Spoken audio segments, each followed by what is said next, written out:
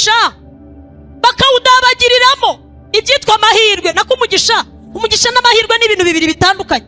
Hari ukuntu Imana itanga amahirwe y'ubuzima ukabona abantu babidabagiriyemo, akaba ari cyo gihe cyo kwambara ubusa, akaba ari cyo gihe cyo gusambana, kikaba ari cyo gihe cyo kunywa inzoga. We ugasanga umuntu yiteretse byeri mu mafaranga Imana yaguhaye, warayabonye uvuye mu butayu, Imana ugahita uyibwira uti sinzongera kunywa amazi. Nawe urabibona kamemo icyiciro cy'ubudehe ngezemo, ntabwo ngikwiriye kunywa amazi cyangwa igikoma, ngeze kuri byeri. Ugahita ubwira Imana uti nahinduriwe icyiciro.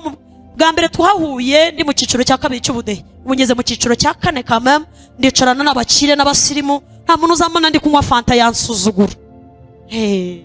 Yansuzugura abonye ndi kunywa fanta kubera icyiciro cy'amafaranga ufite.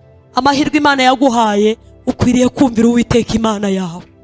Munyikirize haleluya.